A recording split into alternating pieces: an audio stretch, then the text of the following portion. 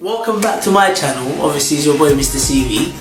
This time everyone keep hearing me telling me about my knee injury, and people said they've had enough. They said they want to find out what really happened through my knee injury. Now what really happened through my knee injury felt like a movie, and every time I tell people about it they're really shocked and they're not sure of what happened. And I can remember what happened. When I was back at uni, I was very fit. I was just before this knee injury happened, I completed a world record for what a joke. Fuck. Yo, oh, what a joke. Nah, what a joke.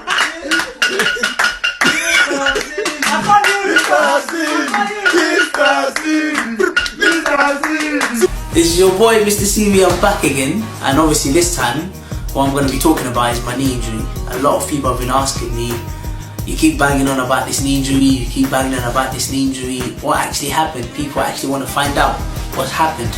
And you know what, it's time to spill the beans, and I'm going to tell you all about it. I'm going to tell you how it happened.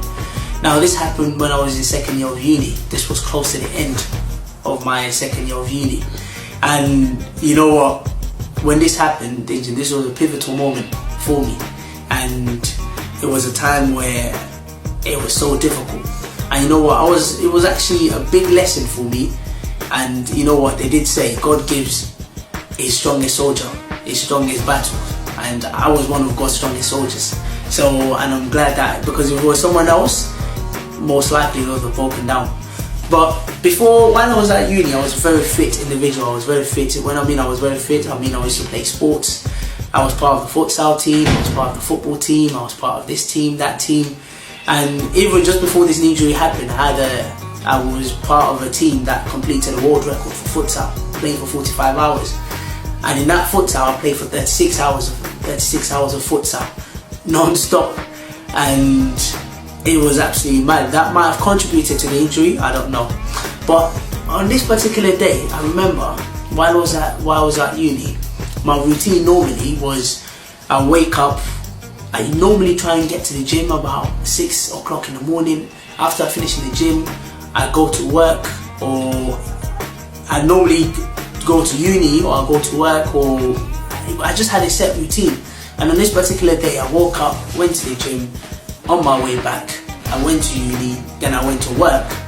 Then I literally, after that, I went home and I was just relaxing. But this time I had a very good friend of mine, and she used to call me every time, and we used to talk, we used to just relax and chill. And then on this particular time, it was in the night. This was about 10 o'clock, and literally she called me. As soon as she called me,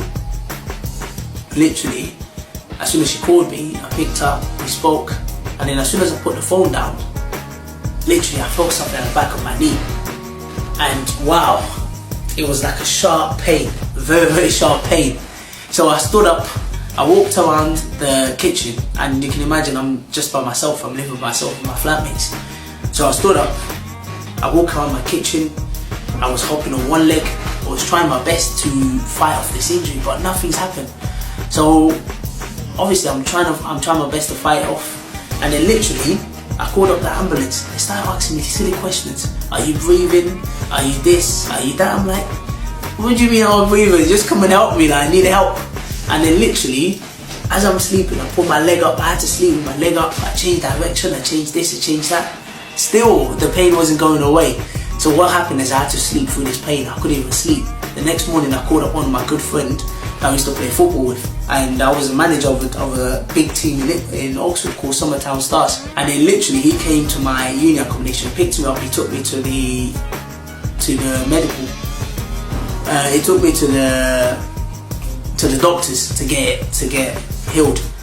And then literally, as he took me there, what's happened is, as soon as I get there, the doctor's asking me what's happened.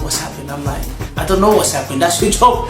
Like, find out what's happened. Are you asking me what's happened? Like, find out. Do all your necessary. What's the point of you going uni? Get all the qualifications. And you're asking me what's happened. So as soon as they've done that, she's checking. Even she's confused. She's thinking,